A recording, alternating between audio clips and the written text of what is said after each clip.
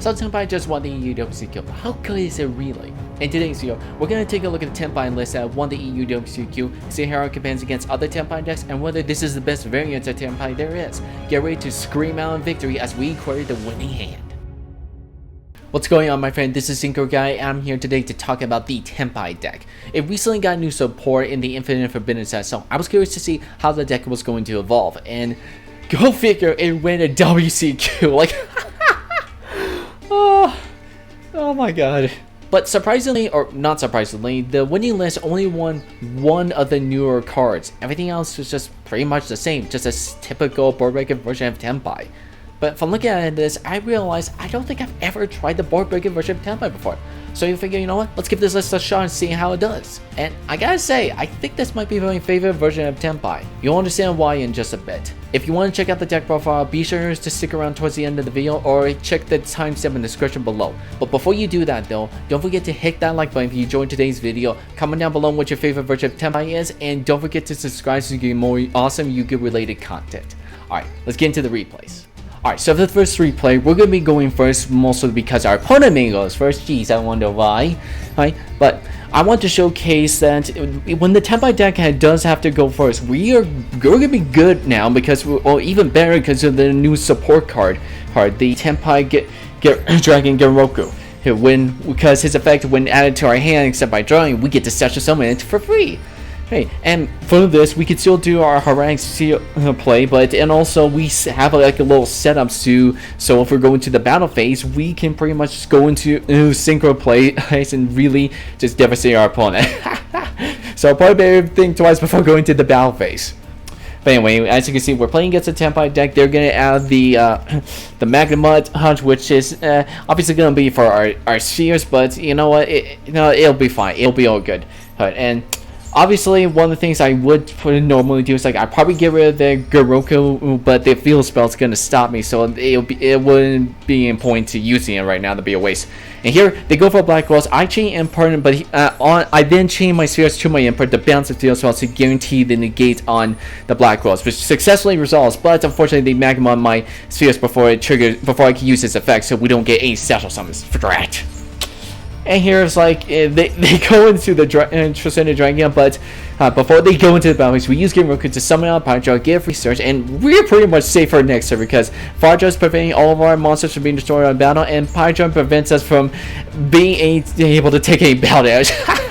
And our opponent kind of sees the writing on the wall and just like is gonna skip it out there because we can pretty much just like we can do a bunch of our own plays, so we can pop their Transcendent Dragon and then go into our own version before we enter the battle phase, and then we can pretty much just take it from there. So yeah, I just wanted to quickly showcase how good the new support card is for this deck. Alright, let's get into the next replay. Alright, for this next replay, we're going to be going second against Runick Stun, and I start off by using the Dimension Shifter straight away like you normally would, and I also have the Mulcharmy in hand, and I could have just dropped it right on in there, but I decided maybe I let my opponent play some cards and so I can use the board breaking version to my advantage. Like I kind of like if they don't do anything things, like I'm kind of a little bit worried because if he stop me, well then I'm probably gonna be screwed. But anyway, hey, we're playing against Runick Stun, so it didn't quite matter in this scenario. You know, and I tried to make some plays, but they keep trying to stop me. Like I got into a field spell, they banished it. I managed to get another field spell, but then they go ahead and pop it. Crap. And my hand, as you can see, this is not kind of the best hand for Runick Stun deck. So yeah, we had to pass, and they're gonna be going off for a bit, and they're banishing more and more of our cards. Like, ugh. And this is, yeah, things are really starting to look dark because already I've lost 2 of my 3 spell on top of removals. I lost my Feather Duster and 1 of my Lightning Storms, and now I just gotta hope I get access to either a play that can help me try to go for game, or possibly a card that can get me into the Lightning Storm, or so that way I can try to go for the win. Or just at least level out the playing field. And as you can see, I need them now more than ever because they use freaking Guardian Device. Crap. Ugh. So again, not looking good. This is not looking good. And then we drew into another prosperity, and we're gonna use the banish only for 3 because our extra deck's already starting looking really thin. And thankfully, we hit the lightning storm. It's safe in our hands, and we're gonna go ahead and use it now to level out the playing field. We got so many floodgates. And here, I don't know why I summoned out Fire Draw. I really didn't need to thinking about it, but you know what? It's what it is.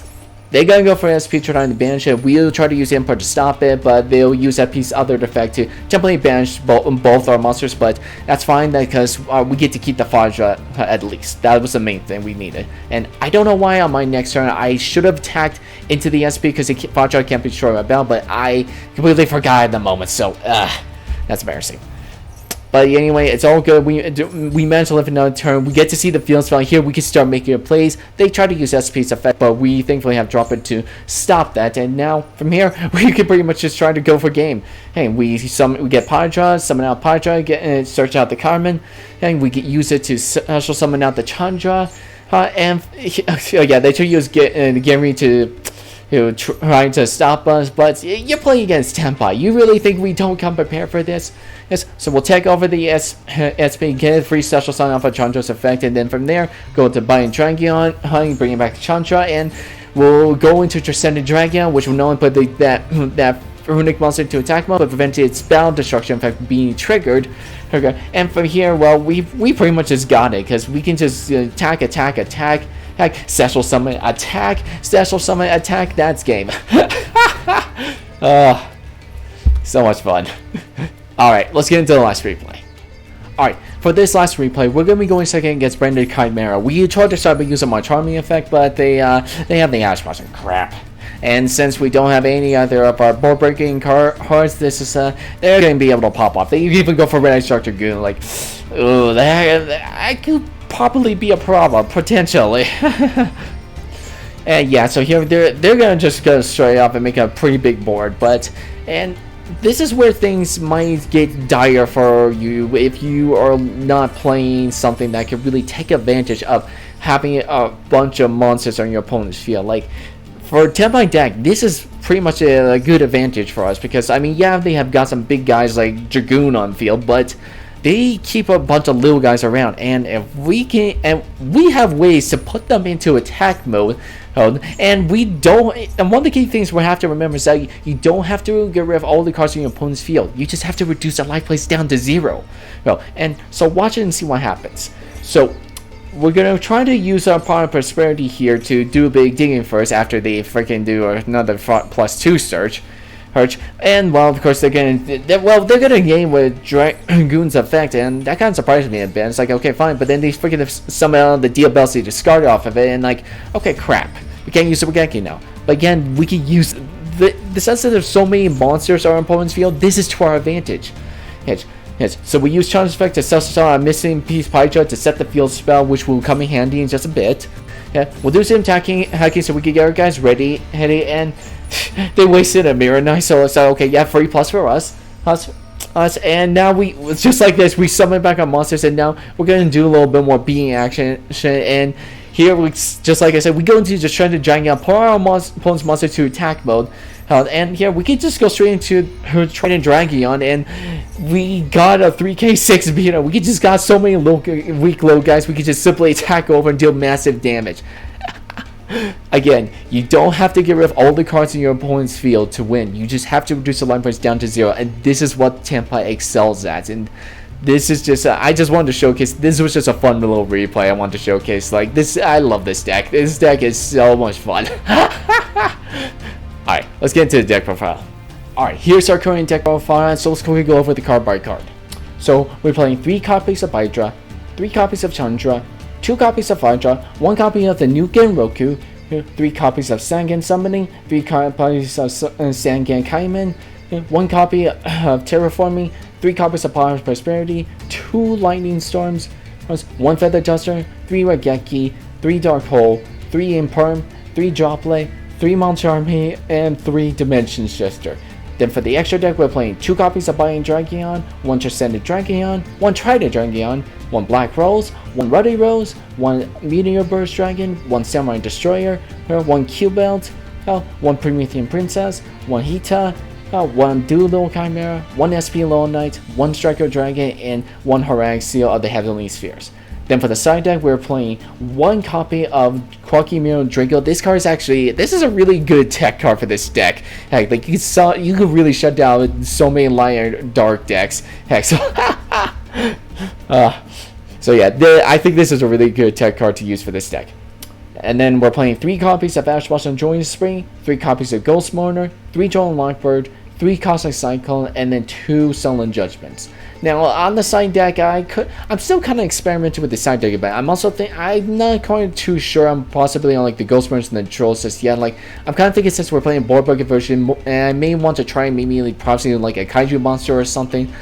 Mostly because if we go second and our opponent knows we're playing a bunch of board breaker stuff, we may want to use cards that are not spell related, because since a bunch of board breaker stuff is spell related, they can probably try to shut us down through that. So this is one of the cool things actually about this deck, is that when we are going on games 2 and 3, we can switch out our board breakers first and put in some more hand traps, so we can really try to put the brakes on our opponent. So yeah, I really think maybe I want to try out Kaijus, because again, I want to take out some more of the spell cards games 2 and 3, okay, so we can have a more wide variety and keep our opponent on their toes when they end. Plus they have a less of a chance to try to, well, stop us from breaking their board. And I gotta say, compared against the other versions of Tenpai, again, I think I like this version the best, because with so many different board breakers, we've got so many ways to try to deal with our opponent, because we go second line. Our opponents are going to really try to hurt us with their boards, or just freaking floodgates, and we need ways to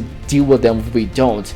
And that's why again I like this board breaker version, because we don't have to worry trying to having enough hand traps to try to really just stop our opponent completely. Like, because if we could just weaken their board a bit, well then we could just summon out Tenpai guys and they could just attack, and then we could take the duel from there, as you saw on the replay. So yeah. Overall, I would give this Tenpai deck a 91 out of 100, basically tier 1 status. I know, shocker. While the new cards that came out in the Infinite Forbidden do give a bit of some consistency to this deck, the deck still pretty much just does the same as it was doing before, so nothing much really changes besides just trying to boost the consistency of the deck. And again, I really think the board breaker version might be the way to go for the time being, because you have answers to so many things and you don't have to worry about trying to get enough hand traps to just disrupt your opponent. So instead of just like drawing to a hand trap as your 6th card that you probably would like to see in your opening hand, you can draw into a board breaker and just devastate your opponent and just get value out of it. But yeah, those are just my thoughts about this list. Let me know in the comments what you think about this list, if you think there's a better version of this deck. Anyway, thank you so much for watching, my friend, and I hope you have /had an awesome day today.